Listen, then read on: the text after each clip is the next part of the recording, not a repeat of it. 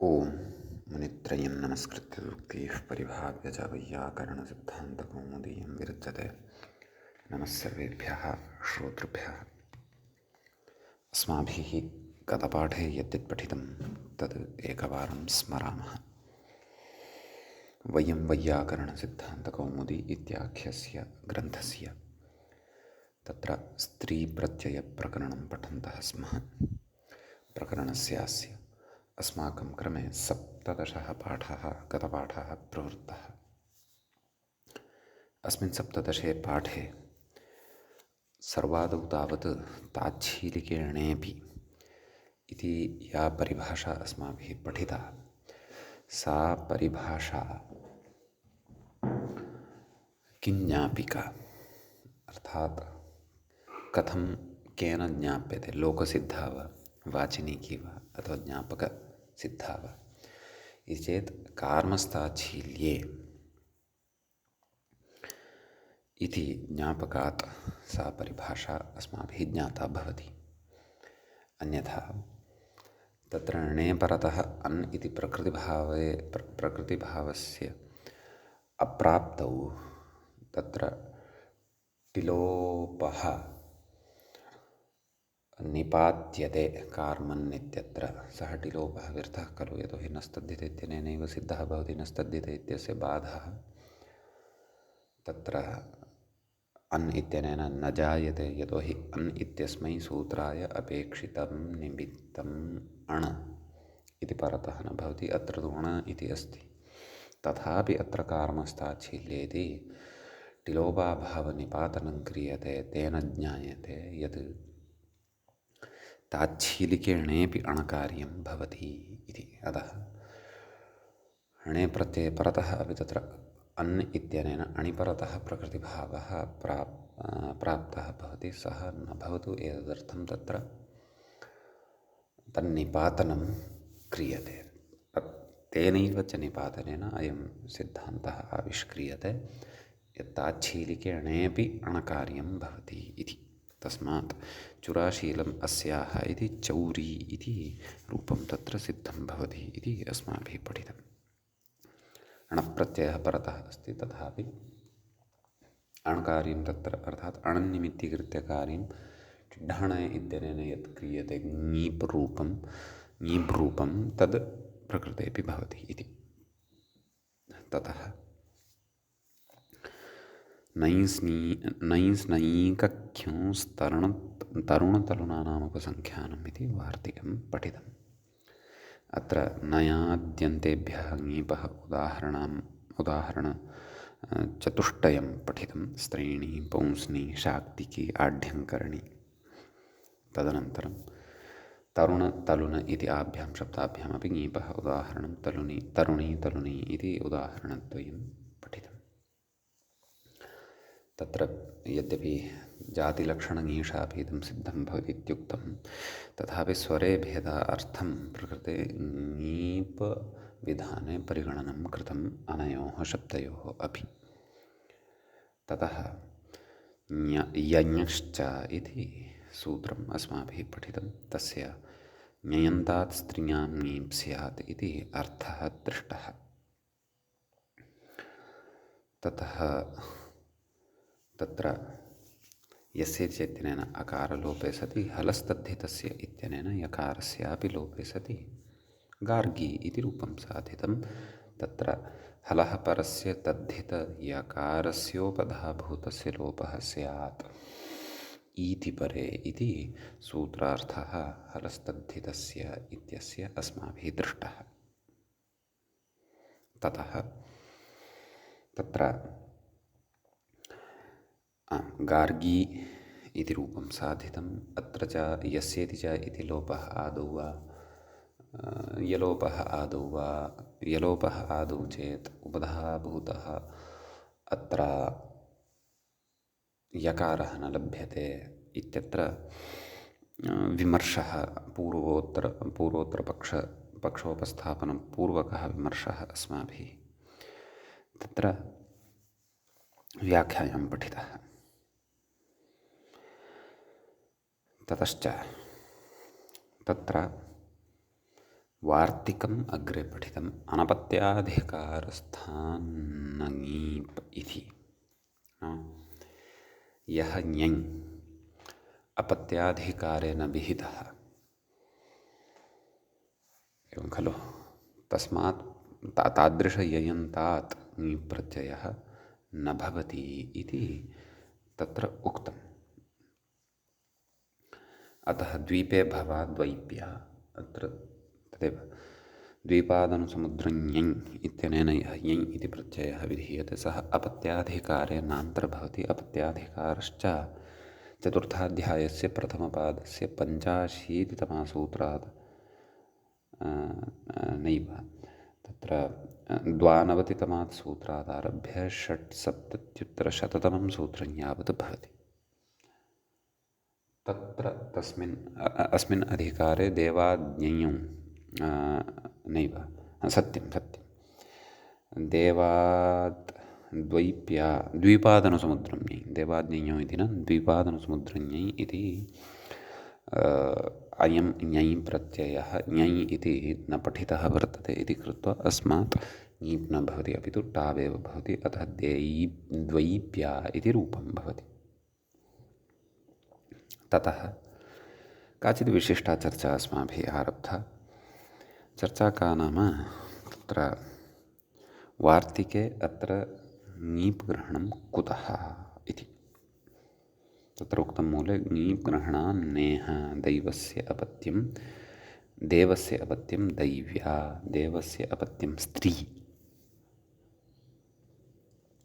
तत्र दैव्या इति रूपं भवति न तु दैवी इति भवति गार्गीवत् नाम ङीप् न भवति टावेव भवति। प्रत्ययः अत्र अपि ञञ एव अपत्यार्थकः एव परन्तु अपत्यार्थकः सन्नपि अपत्याधिकारे नास्ति इति वैचित्र्यम्। अयं विचारः अस्माभिः पठ्यमानः वर्तते। गतपाठस्य अन्ते व्याख्यायाः पङ्क्तयः च इत्थम् आसन्। द्वैप्येति द्वीपे भवेति विग्रहे द्वीपादनसमुद्रं ञञ इति ञञ आदिवृद्धिः यस्येति च टापि सवर्णदीर्घः अस्य ञञः अपत्याधिकारविहितत्वाभावात् न ङीबिति भावः। ततः ननु अनपत्यान्नङीप् इत्येतावदैव द्वैप्या इत्यत्र अतिप्रसङ्गनिरासात् अधिकारग्रहणं किमर्थम् इत्यत आह अधिकारग्रहणादिति इह नेति शेषः इति एतावान् विषयः अस्माभिः तत्र पठितः।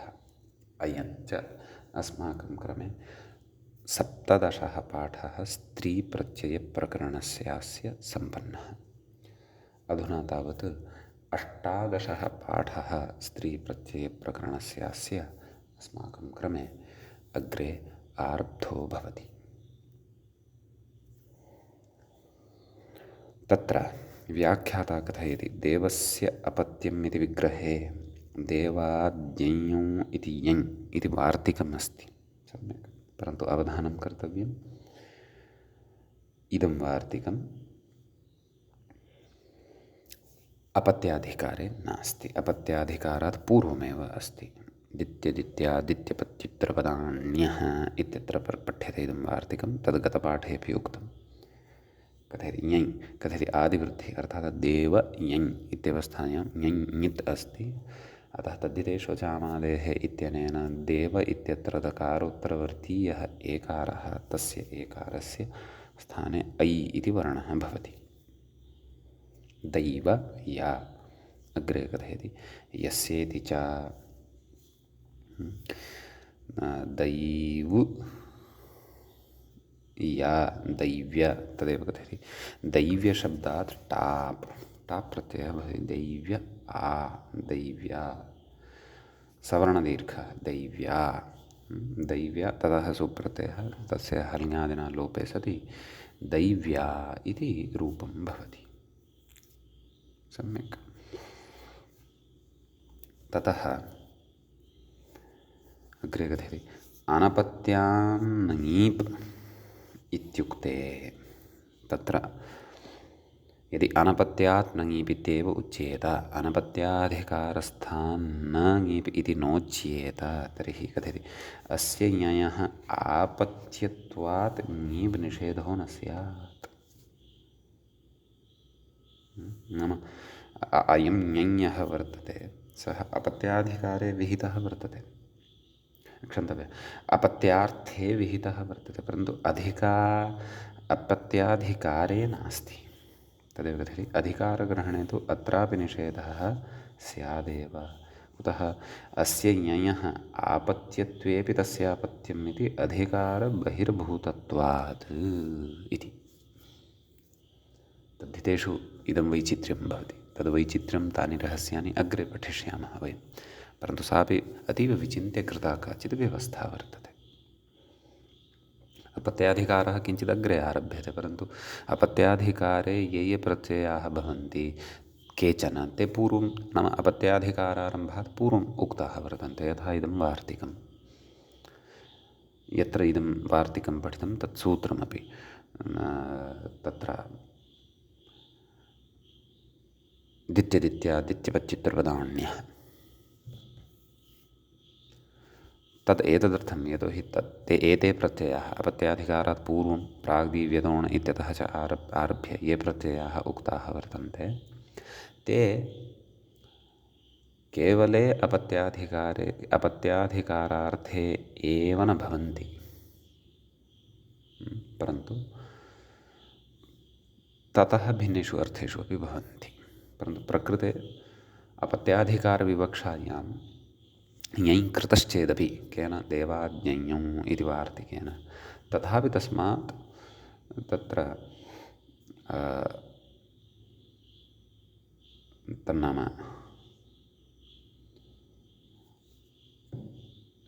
एषः नाम तत्र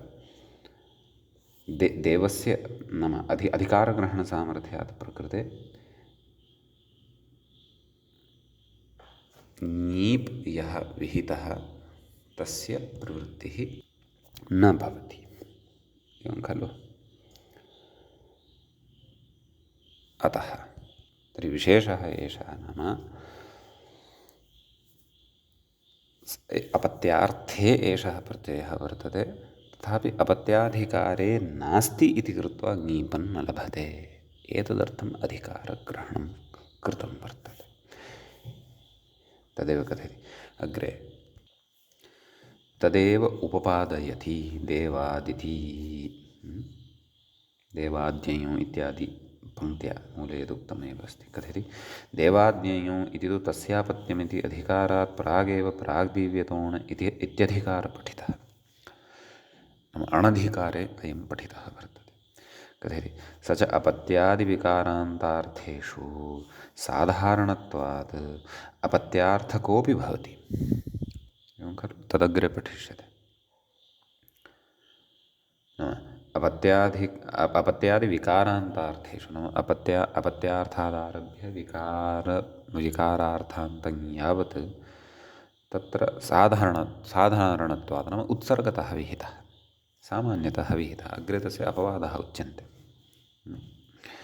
अपत्यार्थकोऽपि इति उच्यते। अपत्यार्थकः अपि सः वर्तते, अपत्यार्थक एव इति नास्ति। न तु अपत्याधिकारपठित इत्यर्थः, अपत्याधिकारे तु न पठितः, तस्मात् बहिर्भूतः। कथयति यद्यपि ञञश्च इति सूत्रे आपत्यग्रहणं कर्तव्यम् इत्येव भाष्ये दृश्यते, तथापि तत्र आपत्यपदम् अपत्याधिकारविहितपरमपि इति मनोरमायां शब्दरत्ने च प्रपञ्चितम् इति अस्ति। नाम उद्ग्रन्थेषु प्रौढमनोरमा ग्रन्थस्य व्याख्यायां शब्दरत्नव्याख्यायां च नाम अत्र अधिकारग्रहणं विवक्षितं वर्तते इति तत्र विविधैः प्रमाणैः विविधाभिश्च युक्तिभिः प्रतिपादितं वर्तते। अतः इतः अग्रिमं विस्तरं द्रष्टुं तु ते उद्ग्रन्थाः एव अस्माभिः द्रष्टव्याः स्युः। व्याख्यात्रा इङ्गितं कृतं तत्तु अस्माभिः गृहीतुं, नाम इतः अस्माभिः अग्रे गन्तुं शक्यम्। अस्तु। ततः अग्रे कथयति। इदानीम् अग्रिमं सूत्रं वर्तते, तत् पठनीयम् अस्ति। प्राचां स्फतद्धितः इत्यस्ति। सम्यक्। तत्र प्राचाम् इति षष्ठीविभक्तेः बहुवचनान्तं भवति। स्फ इति प्रथमान्तं भवति। लुप्तप्रथमाकमिदमिति वक्ष्यति व्याख्याता। तद्धितः इति प्रथमान्तं भवति। कथयति व्याख्याता, ञञ इत्यनुवर्तते। ञञश्च इत्यस्मात् सूत्रात् ञञः इत्यस्य अनुवृत्तिः भवति। पञ्चम्यन्तं तद् इत्युक्तं खलु। स्त्रियाम् इत्यधिकृतम् एवं खलु। स्फेति लुप्तप्रथमाकं नाम प्रथमा अत्र अस्ति, परन्तु तस्याः लोपः जातः वर्तते।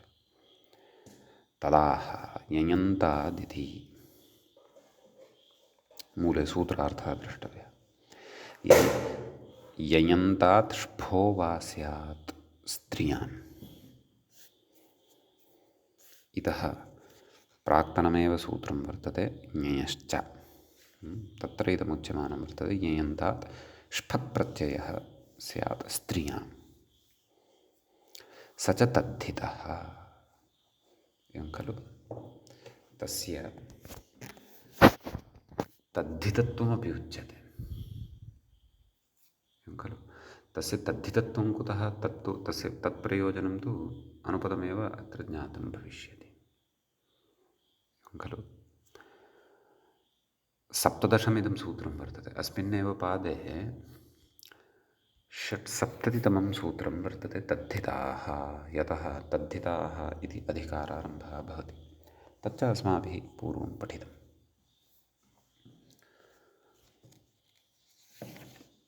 इति चिन्तयामि।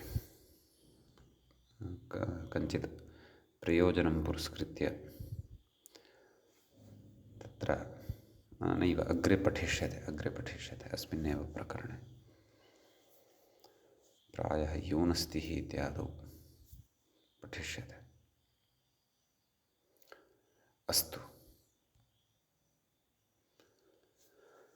परन्तु अत्र स्पष्टता स्थापनीया। नाम इतोपि तद्धिताधिकारः नारब्धः वर्तते, यतोहि अष्टाध्याय्यां षट्सप्ततितमं सूत्रं वर्तते तद्धिताः। ततः आरभ्य पञ्चमाध्यायस्य समाप्तिं यावन्तः अपि भवन्ति तत्र प्रत्ययाः, तेषां प्रत्ययानां तद्धितसंज्ञा भवति इति तत्र अग्रे वक्ष्यते। अत्र स्फ एतस्यापि तद्धितत्वम् अपेक्षितं। तद्धिताधिकारे यद्यपि नास्ति अयं प्रत्ययः, तथापि तद्धितत्वम् अत्र अपेक्षितं। किमर्थमपेक्षितं तद् ज्ञास्यते। आदौ सूत्रार्थं पश्यामः। तदाह ययन्तादिति मूले अवलोक्यताम्। ययन्तात् स्फो वा स्यात् स्त्रियां स च तद्धितः। सः तद्धितसंज्ञकोऽपि भवति। सम्यक्। तर्हि गार्ग्या अपि च विकल्पेन भवति। गार्गी इति रूपं ययन्तम् एकं तु पूर्वं साधितमेव ङीमन्तम्। इदं ययन्तं स्फान्तम् अधुना साधयिष्यते। अतः गार्ग्या इत्यत्र अयं गर्गशब्दात् ञञ् इति प्रत्ययान्तशब्दः अस्माभिः पूर्वं साधित एव। तत्र गर्गादिभ्यो ञञ् इत्यनेन ञञ् भवति, आदिवृद्धिः भवति, गार्ग्या इति भवति। तस्मात् अस्माद् ञञन्तात् स्फ इति प्रत्ययो भवति। स्फस्य फ इति अवशिष्यते। गार्ग्या फ। ततः सूत्रमुच्यते शः प्रत्ययस्य इति। तत्र शः इति प्रथमान्तं भवति। प्रथमाविभक्तेः एकवचनान्तं भवति। प्रत्ययस्य इति च षष्ठ्यन्तं भवति। षष्ठीविभक्तेः एकवचनान्तं भवति। ततः तदेव इति संज्ञाप्रकरणस्य इदं सूत्रं भवति इति वयं पश्यन्तः स्मः। प्रथमाध्यायस्य तृतीयपादस्य षष्ठं सूत्रं भवति। अपेक्षानुसारम् अधुनैव अत्र आगत्य व्याख्या अस्य सूत्रस्य अथवा अस्य सूत्रस्य पठनं ग्रन्थकारेण क्रियमाणं वर्तते। शः प्रथमान्तं प्रत्ययस्य इति षष्ठ्यन्तं प्रकृते कथयति आदिर्ञिटुडवः इत्यतः आदिः इत्यनुवर्तते। उपदेशे जननासिक इद् इत्यतः इद् इति च तदाह प्रत्ययस्यादिरिति मूले अवलोकनीयम्। प्रत्ययस्यादिः शः इत् स्यात्। प्रत्ययस्य आदौ यः षकारः वर्तते तस्य षकारस्य इत् संज्ञा भवति इत्यर्थः। कथयति व्याख्याता षकारस्य इत् संज्ञायां तस्य लोपः। इत् संज्ञायाः फलं यद्यपि फलानि अन्यानि बहूनि भवन्ति परन्तु इत् संज्ञकस्य लोपः भवति, अतः फ इति अवशिष्यते। किमायाहतं तत्र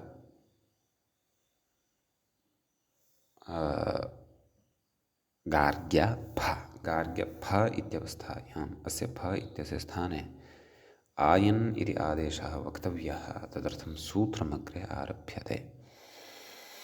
आयने यीनि यः फडखजखां प्रत्ययादीनां, पुनः वदामि, आयने यीनि यः फडखजखां प्रत्ययादीनाम् इति। तत्र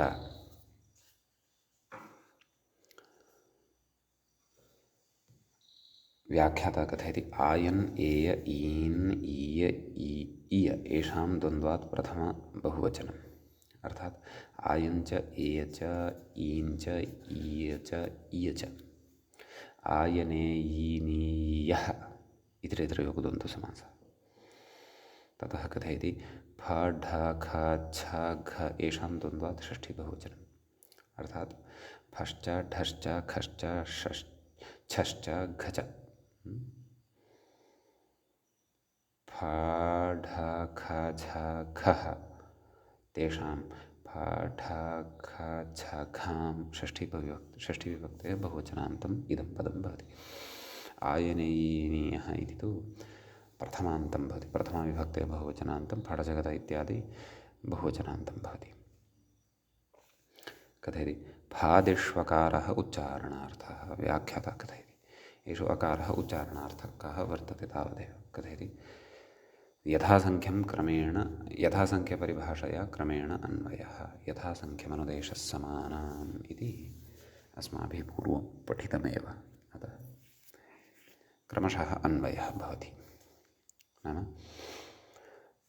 आयन् स्थाने फ, ए स्थाने ढ, ईन् स्थाने ख, ईय स्थाने छ, क्षन्तव्य मया विपरीतमुच्यमानमस्ति।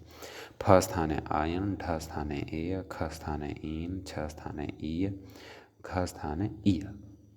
यतोहि स्थानिनः पञ्च वर्तन्ते, पञ्च एव आदेशाः वर्तन्ते, अतः यथासङ्ख्यं प्रवृत्तिः अत्र भविष्यति। अग्रे कथयति तदाह प्रत्ययादिभूतानाम् इत्यादिना। तत्र मूले सूत्रार्थः उक्तः। प्रत्ययादिभूतानां फादीनां फकारादीनां क्रमात् आयन्नादयः आदेशाः स्युः। क्रमशः आयन् इत्यादयः आदेशाः अत्र भवन्ति इति।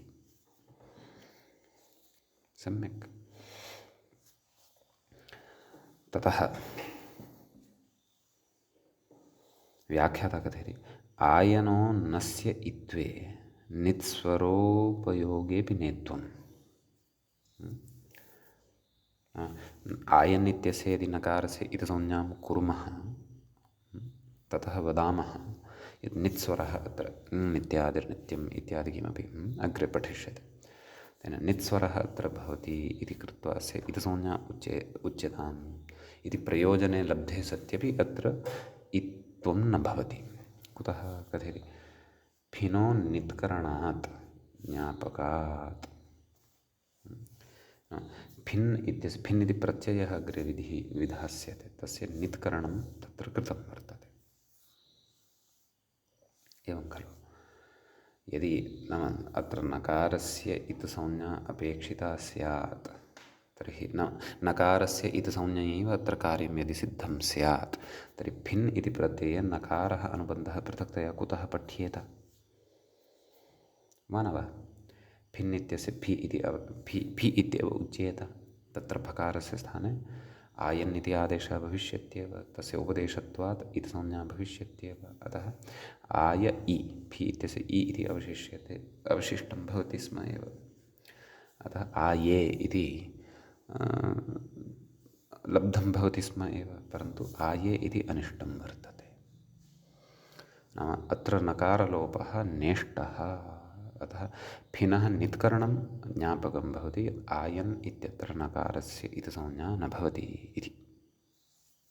अग्रे उक्तं तत्साहचर्यात् ईनोऽपि नस्य नेत्वम् इति। तत्साहचर्य आयन् साहचर्यात् ईन् इति वर्तते, तस्यापि नकारस्य इत्वं न भवति इति कथयति। एयादिषु च यस्य नेत्वं प्रयोजनाभावात्, एय ईय ईय एते वर्तन्ते खलु, एतेषु यः यकारः वर्तते तस्य यकारस्यापि उच्चारणसामर्थ्यात् प्रकृते इत् संज्ञा न भवति। कुतः? प्रयोजनं किमपि नास्ति इति कृत्वा। अग्रे कथयति ननु ष्फस्य तद्धितसंज्ञा किमर्था? तर्हि एतावता का स्थितिः आयाता? आयन्नादेशे सति कस्य स्थाने आयन्नादेशः कृतः? फ इत्यत्र विद्यमानं यद्व्यञ्जनं फ इति, तस्य स्थाने आयन्नादेशः कृतः। तदुत्तरवर्ती अ तु तथैव स्थितः। अतः तत्र गार्ग्य आयन् अ इति स्थितिः लब्धा। सम्यक्। ततः तद्धितसंज्ञा अस्य ष्फस्य कुतः विहिता? तत्र कथयति व्याख्याता इङ्गितं करोति। तद्धितान्तत्वात् इति मूले उच्यते, मूले पठ्यतां। तद्धितान्तत्वात् प्रातिपदिकत्वम् एवं खलु कथयति। आम्, नाम तद्धितान्तत्वात् प्रातिपदिकत्वं कथं वा न वा इति चेत् तद्धितः अयं नाम तद्धितसंज्ञकः एषः यदि विहितः ष्फप्रत्ययः, तर्हि तस्मात् प्रकृते अस्य प्रातिपदिक नाम कृत्तद्धितसमासाश्च इति यत्पूर्वं पठितं तद्बलात् प्रातिपदिकत्वं भवति। एवं खलु। तत्र प्रातिपदिकत्वं भवति इति कृत्वा एतस्मात् नाम आयन्नन्तत्वात् अथवा ष्फ आयन इति नाम ष्फ इत्यस्य एव रूपं भवति। एवं खलु। अतः तत्र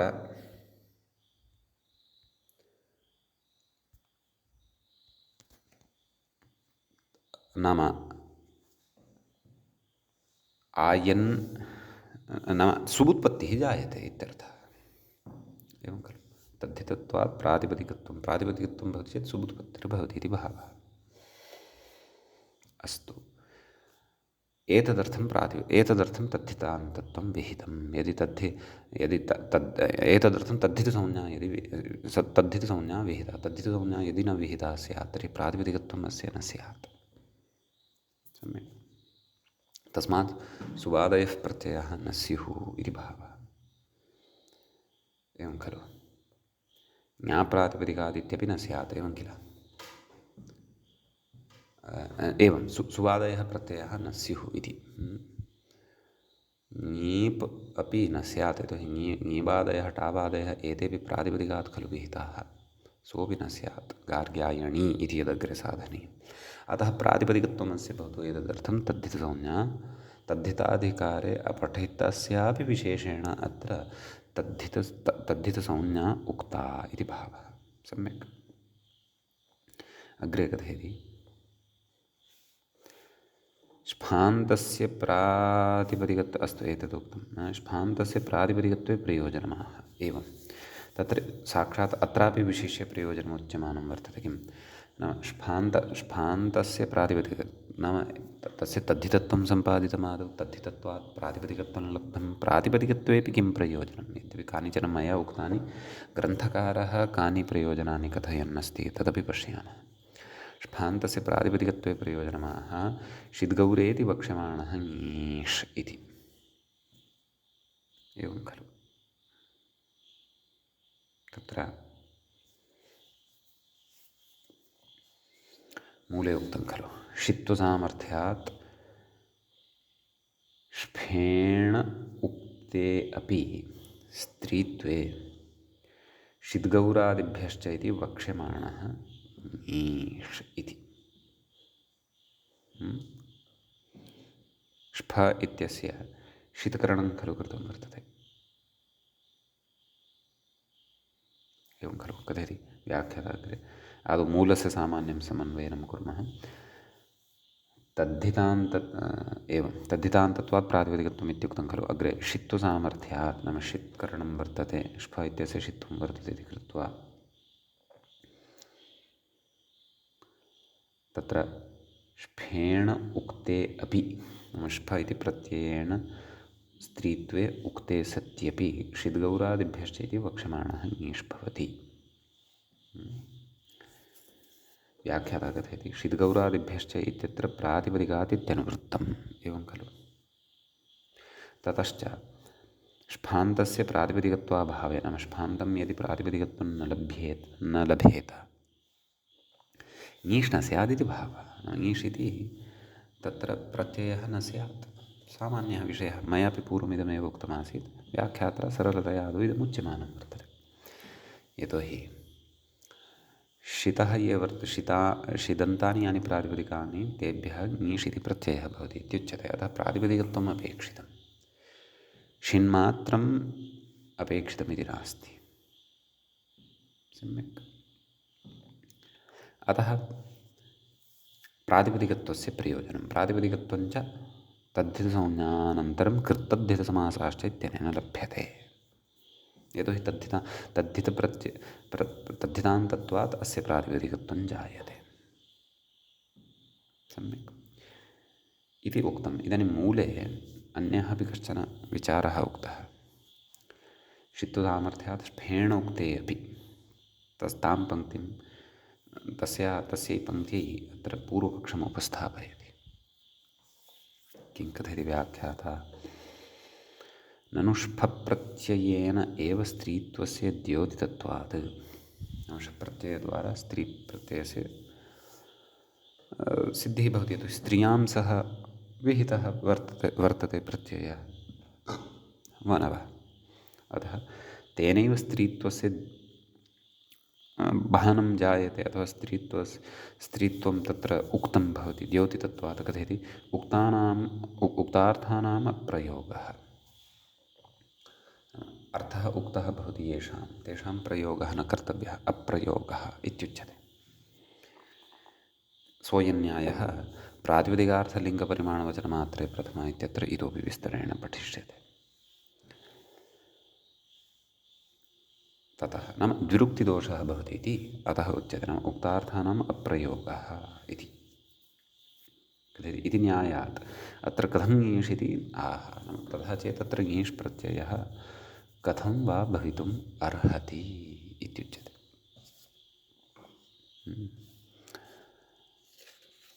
तदर्थं तत्र उच्यते षित्वसामर्थ्यात् इति। मूले समाधानमुक्तं खलु षित्वसामर्थ्यात् सामर्थ्यात् ष्फेण उक्तेऽपि स्त्रीत्वे षिद्गौरादिभ्यश्चिति वक्ष्यमाणः ङीष्। कथयति व्याख्याता ष्फेण द्योतिते अपि स्त्रीत्वे षित्करणसामर्थ्यात् ङीष् इत्यर्थः। न षित्करणसामर्थ्यात् पुनः अत्र ङीष् भवत्येव। एवं खलु। अन्यथा सकृद् उक्ते स्त्रीत्वे पुनः स्त्रीत्वं कथयितुं ङीष् प्रत्ययः न युज्यते द्विरुक्तिदोषः खलु भवति। उक्तार्थानाम् अप्रयोगः न कर्तव्यः। एकवारं स्त्रीत्वम् उक्तं पुनः स्त्रीत्वं वक्तव्यं किमिदं गौरवं खलु, दोषाय खलु इति भावः। अतः तत्र न्यायः उच्यते उक्ताः अर्थाः येषाम् अभूवन् तान् अर्थान् पुनः कथयितुं पुनः तत्र कस्यचन प्रत्ययविशेषस्य अथवा विधिविशेषस्य प्रयोगः न कर्तव्यः। उक्तार्थानाम् अप्रयोगः इति भावः। एवं किल। ततश्च एतत् सर्वं सैद्धान्तिकम् उक्त्वा अधुना मूले सिद्धं रूपम् उपस्थापयति। गार्ग्यायणी इति कथयति। गर्गस्य अपत्यं स्त्री इति विग्रहः। एवं खलु। गर्गादिययन्तात् गार्ग्यशब्दात् ष्फः षकारः इत् फकारस्य आयन्नादेशः यस्य इत्यनेन यकारात् अकारस्य लोपः हलस्तद्धितस्य इति तु न भवति। ईत् इत्यनुवृत्ते इति इति अनुवृत्तेः नाम यकारस्य लोपः न भवति। आपत्यस्य च तद्धितेनाति इति सूत्रं तद्धितेषु एकं पठिष्यते अस्माभिः। तदपि न भवति। कुतः अनाति इति निषेधः। नाम आद्भिन्नः तद्धितप्रत्ययः एव परतः भवेत्, तदा एव यकारस्य लोपः भवति। अतः अत्र तस्यापि प्रवृत्तिः न भवति। कथयति षित्वात् ईश् केन षितगौरादिभ्यश्च इत्यनेन, णत्वं केन अटकुवाङ्नं व्यवायेपि इत्यनेन, गार्ग्यायणी विशिष्टत्वात् सुप्रत्ययः तस्य हल्ङ्यादिना लोपे सति गार्ग्यायणी इति रूपं सिद्धं भवति। नदीशब्दवत् अथवा गौरीशब्दवत् रूपाणि भवन्ति इति भावः। समीचीनम् इति कश्चन अत्रत्यः विशेषः। अग्रे गच्छामः। अग्रे सूत्रं वर्तते। तत्र सर्वत्र लोहितादिकतन्तेभ्यः इत्यस्ति।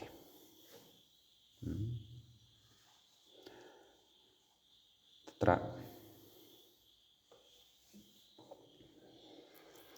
पदपरिचयः आदौ प्राप्तव्यः। सर्वत्र इति अव्ययपदं भवति। ततः लोहितादिकतन्तेभ्यः इति पञ्चम्यन्तं पदं भवति। लोहितः आदिः येषान्ते लोहितादयः, ततश्च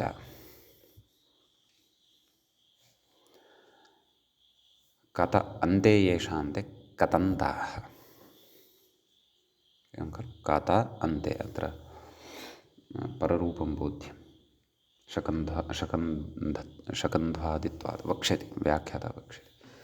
सवर्णदीर्घः कुतो न जातः, कतान्तः इति कुतो न उच्यते, कतन्त इत्येव कुतः उच्यते इति भावः। अस्तु। ततः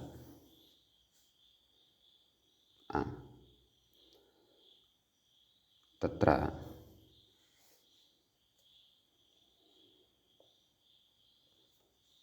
कथयति व्याख्याता किं कथयति पश्यामः। विग्रहस्तु ज्ञातः अस्माभिः। कथयति नैव पूर्णतया मया विग्रहः नोक्तः। लोहिताः आदौ येषान्ते लोहितादयः, कत अन्ते येषान्ते कतान्ताः, लोहितादयश्च कतन्ताश्च कतन्ताः, कतान्ताः इति न कतन्ताः, लोहितादयश्च कतन्ताश्च, लोहितादयश्च ते कतन्ताश्च लोहितादिकतन्ताः, तेभ्यः लोहितकतन्तादिभ्यः। एवं खलु। प्रकृते बहुव्रीहिद्वयगर्भ कर्मधारयः वर्तते इति चिन्तयामि। लोहितादयः इत्यस्यैव कतन्तेभ्यः इति विशेषणम् अस्ति। अस्तु, पश्यामः। व्याख्याता कथयति लोहितादिः गर्गाद्यन्तर्गणः। एवम् अग्रे तद्धितेषु गर्गादिभ्यो ञञ् इत्यत्र गर्गादिगणः पठिष्यते। महान् गणः। तस्य गणस्य अन्तः गर्भे गर्गादिगणः लोहितादिगणः वर्तते। तस्य अन्तः एते शब्दाः वर्तन्ते लोहितादयः। ते तत्रापि कतन्ताः एव स्वीकार्याः। ते च शब्दाः इत्थं भवन्ति। यदि वयं गर्गादिगणं पठामः गणपाठं गत्वा, तर्हि गर्गादिगणे ते लोहितादयः कतन्ताः शब्दाः एते वर्तन्ते। कथं लोहितशंसितबभ्रु मण्डु मक्षु अलिगु शङ्कु लिगु गुलु मंतु जिगीषु मनु तंतु मनायी भूत कथक काशा तण्ड वतण्ड कपि कथा एते वर्तन्ते। सम्यक्। अग्रे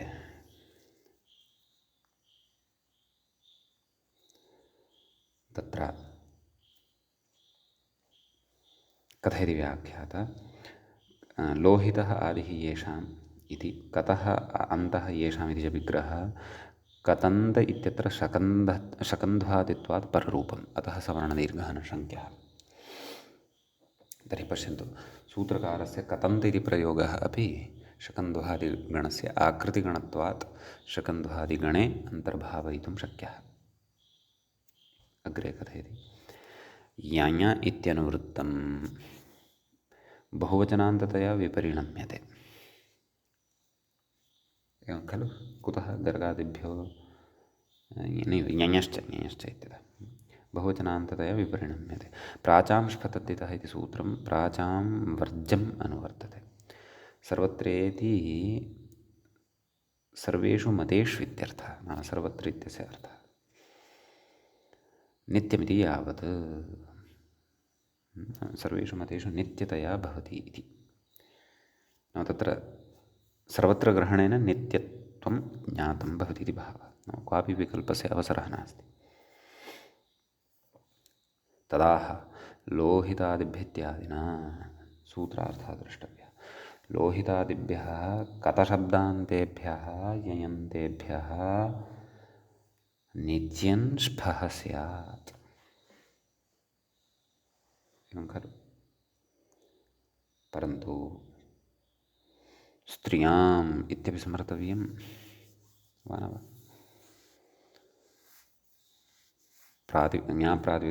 ज्ञाप्रातिपदिकात् प्रत्ययः परश्च एते अधिकाराः, एतेषाम् अधिकाराणामपि यथायथं सम्बन्धः ग्राह्यः खलु? अस्तु, अग्रे उदाह्रियते लौहित्यायनीति। कथयति लोहितस्य अपत्यं स्त्री इति विग्रहः। लोहितशब्दात् गर्गादिनेयन्तात् स्फः, नाम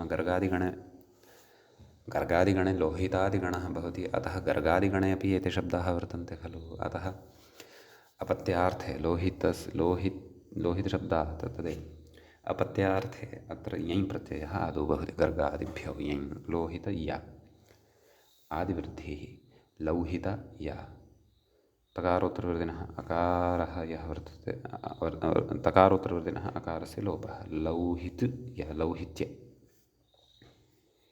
सम्यक्। ततः स्फ प्रत्ययः, नाम तदेव ञयन्तं लब्धं चेत् इदानीं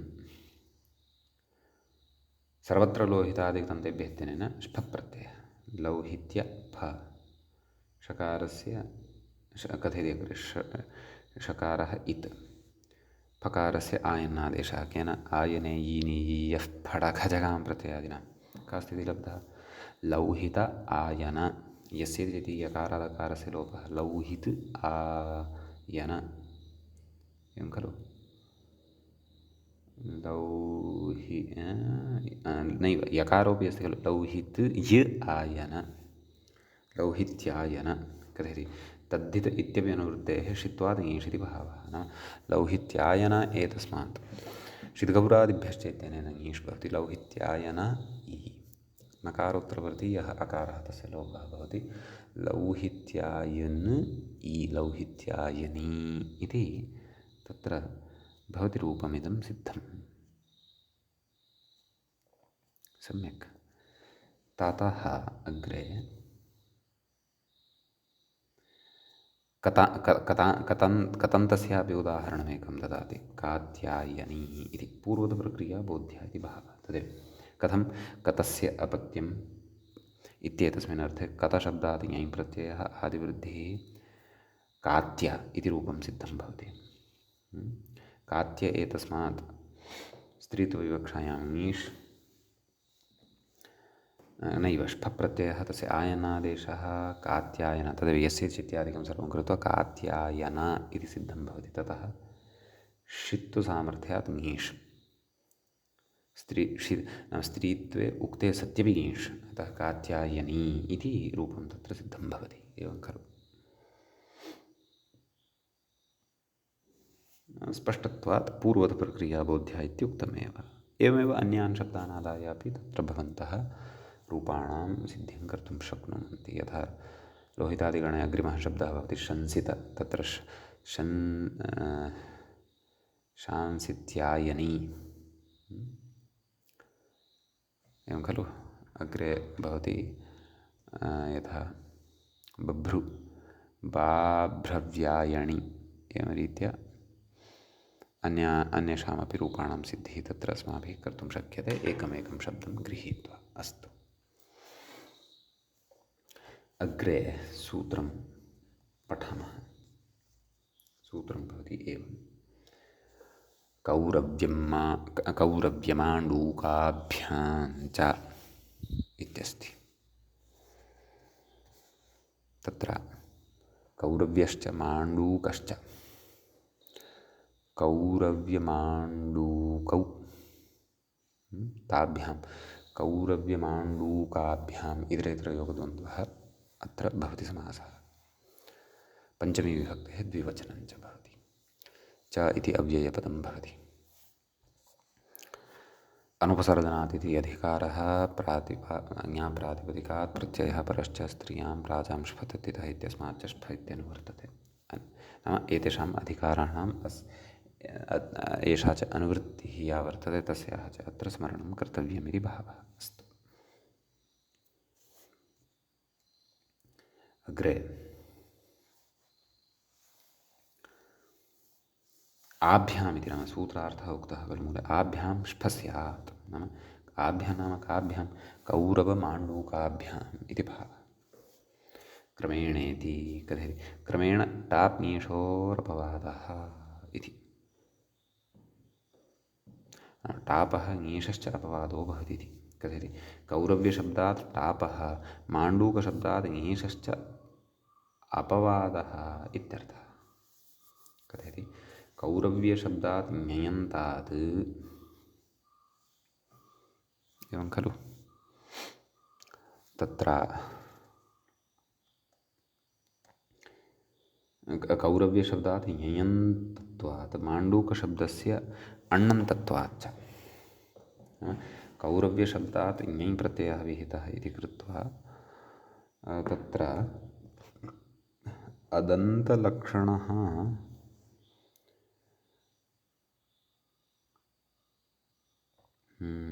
टाप् प्राप्तः भवति। एवं किल। तत् कथं तद् अग्रे प्रक्रिया ज्ञास्यते। वस्तुतः ञयन्तात् टाप् न प्राप्तः भवति, ण्यांतात् टाप् प्राप्तः भवति। तद् वक्ष्यते। कथयति ञीपोपवादः इत्युचितम् इति भ्रमं वारयितुम् आह कुर्वादिभ्योऽण्यः इति। एवं खलु। अतः पूर्वं यदुक्तं खलु नाम कौरव्यशब्दात् टापः माण्डूकशब्दाच्च ङीषश्च अपवादः इत्यर्थः। तदनन्तरं या पङ्क्तिः उक्ता कौर्यशब्दात् ञयन्तत्वात् तथा न ण्यांतत्वात् इति वक्तव्यम्। ण्यप्रत्ययः तत्र वर्तते। माण्डूकशब्दात् अण्णन्तत्वाच्च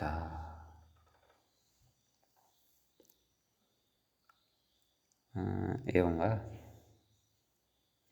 यतोहि ण्यप्रत्ययः अत्र कुर्वादिभ्योऽण्यः इत्यनेन वक्ष्यते। यद्यपि रूपं तु तत्र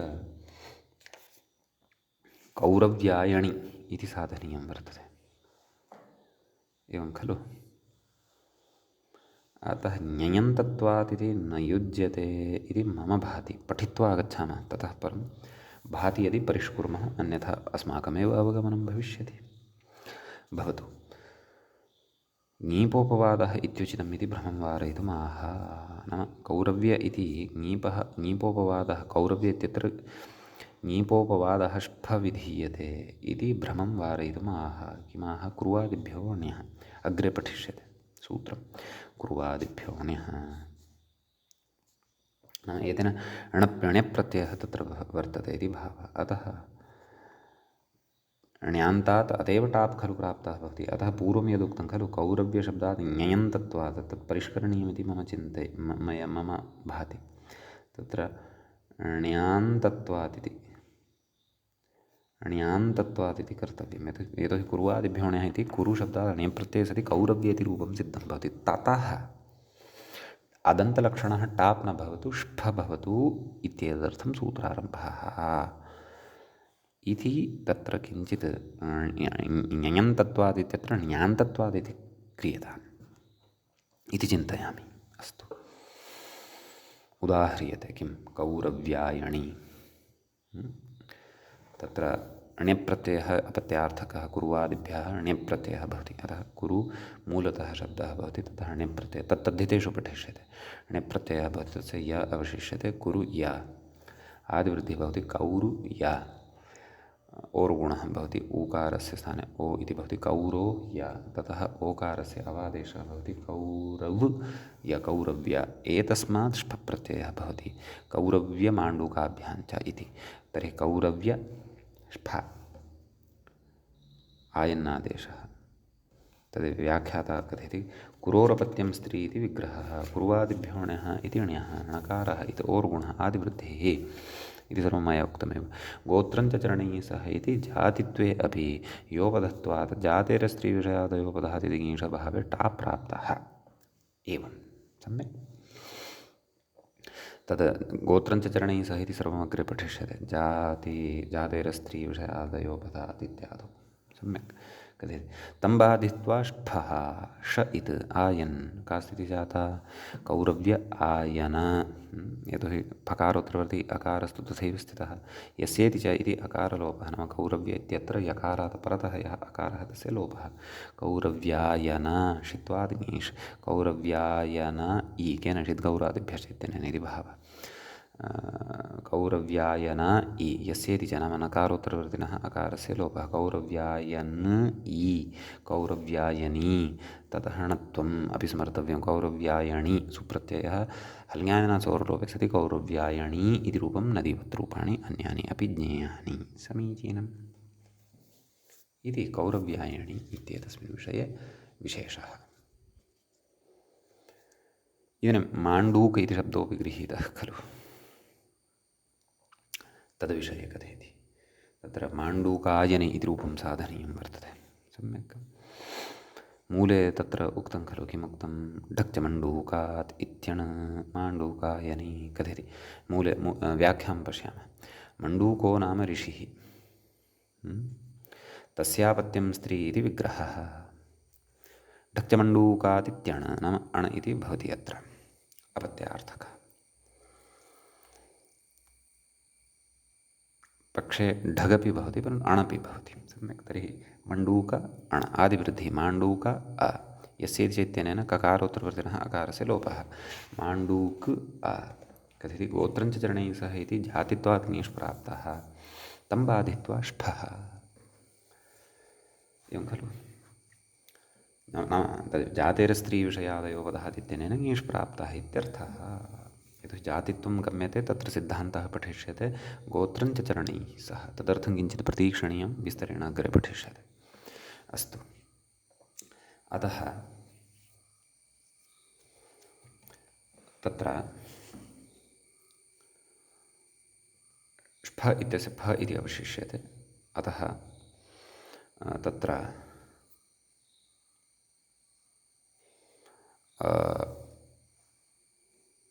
नाम का स्थितिः जाता? माण्डूक फ ष इत् माण्डूक फ षकारस्य इति संज्ञानन्तरम् आयन्नादेशः माण्डूक आयन यस्येति च ककारोत्तरवर्तिनः अकारस्य लोपः इत्यर्थः। माण्डूक आयन माण्डूकायन षित्वादिङेषु माण्डूकायन इ यस्येति च इत्यनेन पुनः नकारोत्तरवर्तिनः अकारस्य लोपः माण्डूकायनी। अत्र णत्वप्रसङ्गः नास्ति। अतः माण्डूकायनी इति पुनः सुप्रत्ययः तस्य हल्ङ्यादिनासोर्लोपे सति माण्डूकायनी इति नदीवद्रूपाणि ज्ञेयानि अस्यापि। अग्रे गच्छति टाप् ङीपोरपवाद इति पाठस्तु प्रामादिकः इति। मूले क्वचित् टाप् ङीपोरपवादः इति श्रूयते, तथा न, तत्तु प्रामादिकं। ङीष् अत्र प्राप्तः भवति, जातिलक्षणः ङीष् प्राप्तः भवति, तद्बाधनाय टाप् ङीषोरपवाद इत्येव वक्तव्यम् इति भावः। समीचीनम्। अग्रे वार्तिकम् अत्र वर्तते। किम् इति चेत् आसुरेरुपसङ्ख्यानम् इत्युच्यते। कोऽर्थः वार्तिकस्य इति चेत् आसुरि इति शब्दः कश्चन, तस्मादपि ष्ठप्रत्ययः स्त्रीत्वविवक्षायां वक्तव्यः इति भावः। उदाह्रियते आसुरायणी कथयति अपत्यस्य असुरस्यापत्यं स्त्री इति विग्रहः तत्र तद्धितेषु पठिष्यते। अत इञ आदिवृद्धिः सम्यक्। आसुर इ ष्ठः न आसुर इ इत्यवस्थाने यस्य इत्यनेन रेफोत्तरवर्तिनः अकारस्य लोपः भवति। आसुर इ आसुरि षकारस्य इति संज्ञा एवम् आसुरि इति सिद्धं खलु। तदनन्तरं ष्ठः केन आसुरेरुपसङ्ख्यानम्। अतः आसुरि फा आयन्नादेश आसुरि आयन यस्य चेत्यनेन इकारलोपः आसुर् आयन आसुरायन णत्वम् आसुरायण षित्वादिङेष आसुरायणी यस्य चेत्यनेन तद् आसुरायण इत्यत्र णकारात् परतः विद्यमानस्य अकारस्य लोपः, तदनन्तरं णत्वं कुर्वन्तु णत्वमिति भावः इति कथयति। आसुरायणी सुप्रत्ययः हल्ङ्यादिना सोर्लोपे सति आसुरायणी इति रूपं तत्र सिद्धं भवति। समीचीनं। ततः अत्र अग्रे सूत्रमारभ्यते वयसि प्रथमे इति। वयसि इति वयस् इति शब्दस्य सप्तमी विभक्तेः एकवचनान्तं भवति। प्रथमे इति प्रथमा विभक्तेः एकवचनान्तं भवति। प्रकृते ऋन्नेभ्यो ङीप् इति सूत्रात् ङीप् इत्यनुवर्तते। सम्यक्। ततश्च प्रकृते अनुपसर्जनात् प्रातिपदिकात् प्रत्ययः परश्च स्त्रियाम् इत्येते अधिकाराः अपि लभ्यन्ते। सूत्रस्य अर्थः करिष्यते वक्ष्यते। ततः पूर्वं सूत्रस्य अर्थावगमाय आधारभूताः एतत् सम्बद्धाः विषयाः केचन उच्यमानाः वर्तन्ते व्याख्यात्रा। कथयति प्राणिनां कालकृतावस्थाविशेषो वयः।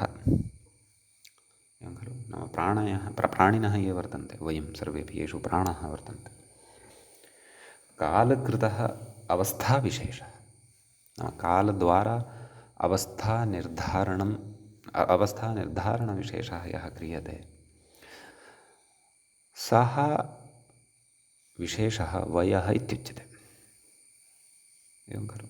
तच्च कथयति तच्च कौमारं यौवनं वार्धकं चेति त्रिधा। नाम तत् वयः वयसि वयांसि कौमारं यौवनं वार्धकम् इत्येवं रीत्या त्रिधा भवति इति भावः।